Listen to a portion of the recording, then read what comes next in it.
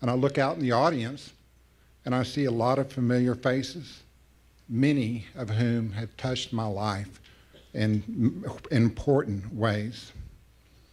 Did you know that Ruth Altschuler was responsible for my birth?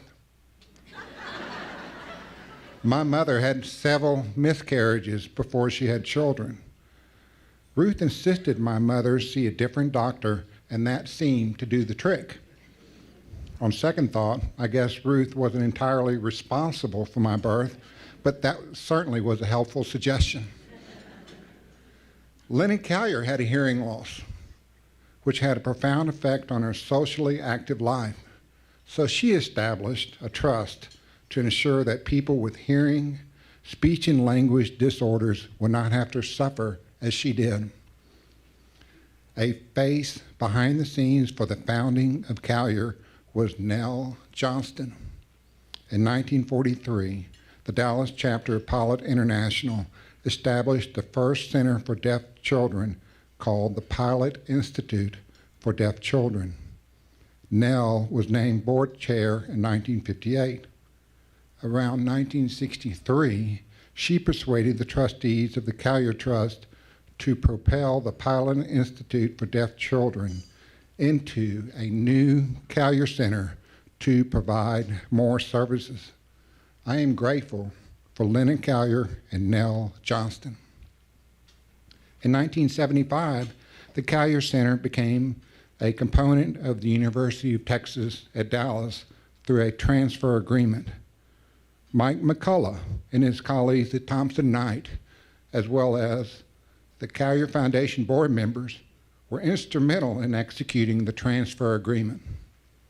Now, Callier has 2 campuses serving over 4,000 patients a year, as well as more than 30 researchers and faculty members as a part of UTD.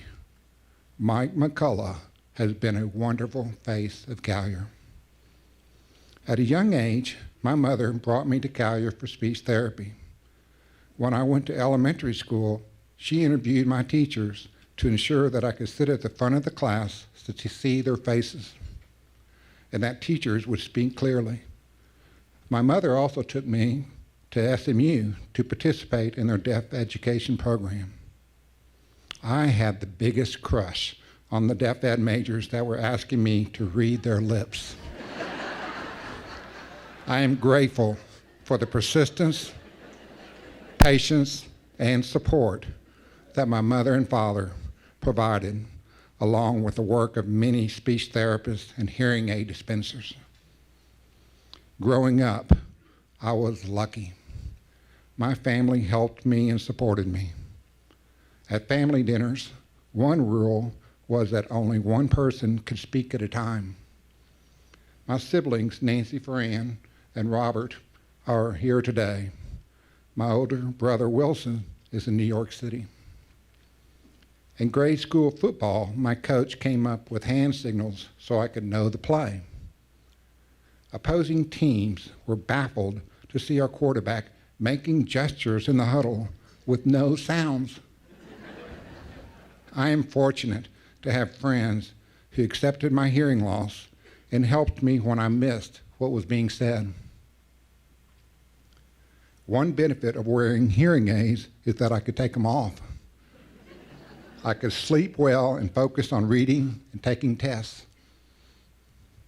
While playing football at SMU, there was one hot day of practice when we were very tired. I did not wear hearing aids playing, did not hear much. Once, I could not see the linebacker's face as he called the play, which was named over. Frustrated, I yelled, "What's the play?" He looked up and yelled, "It's over, Neely." I said, "Great." Started running to the locker room. I could not hear the coaches yelling at me to return, and someone caught up with me and turned me back. My teammates got a good laugh and appreciated a brief break. Playing defense was perfect. Not many audibles. If there was a shift, The linebacker just slapped me to move over. One game, the opposing player was trash talking to me, escalating his insults as I never responded.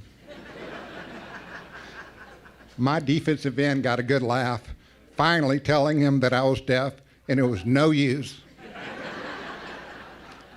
Another benefit of not being able to hear while playing is that I was never offsides. I do confess, though, trying to lip read the opposing coaches sending in offensive plays. And I remember faces of good friends. One friend had to repeat a funny story to me because I missed the punchline, as everyone else laughed. After I had a good laugh, he said I was twice as much fun to be around. Sometimes I was funny without realizing it. On a car trip with several friends, late at night, I asked the driver to turn on some lights so I could hear. Before we got married, Kathleen and I learned sign language together so she could help me with names in large crowds. She discovered there was a hearing loss support group. When Kathleen said there was an upcoming meeting, I told her to enjoy the meeting, but I was not going. She wisely asked me to drive since it was so far away and late at night. Smart woman. I ended up being president of the local chapter of the group, known as the Hearing Loss Association of America. Another face of Callier is Carolyn Musket.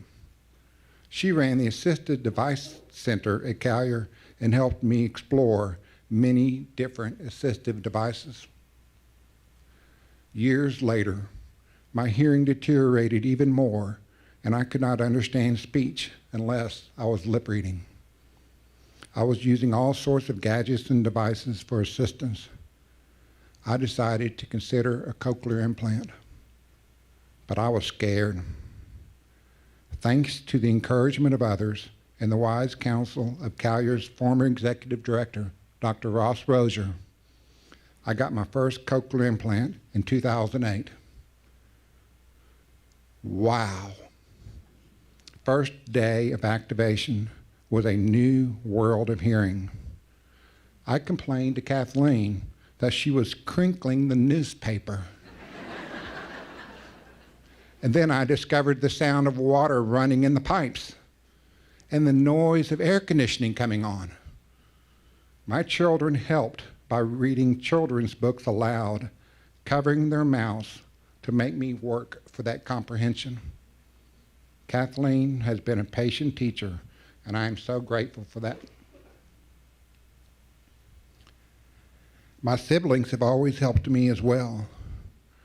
When I was in middle school, my sister Nancy lip-synced a song so I could lip read her and then learn the lyrics. My brother Robert was on the board of Callier Foundation and asked me to take his place as an active board member. What a great opportunity to help Callier and learn more about it, especially Callier's focus on autism. My cousin, Doug Bruton, is here today. Before his father died, David Bruton Jr. set up the first charitable lead trust in Texas. Several local charities were recipients. Callier still has the Bruton Lecture Series that started in 1983, and the Bruton Conference publications have kept Callier in the spotlight. Another charitable connection to Callier is Crystal Charity Ball. My mother was a member, and my sister-in-law, Laura, is a member. Since 1993, Crystal Charity has helped Callier give children the miracle of hearing with cochlear implants and hearing aids. Crystal Charity has a special place in my heart. Charitable gifts and bequests from generous people have enabled Callier to help others communicate better. What beautiful faces of Callier. I'm so grateful for all that you have done for me and others. And now I would like to welcome another face of Callier to the stage. Foundation for the Callier Center President John Stewart will offer the closing remarks. John.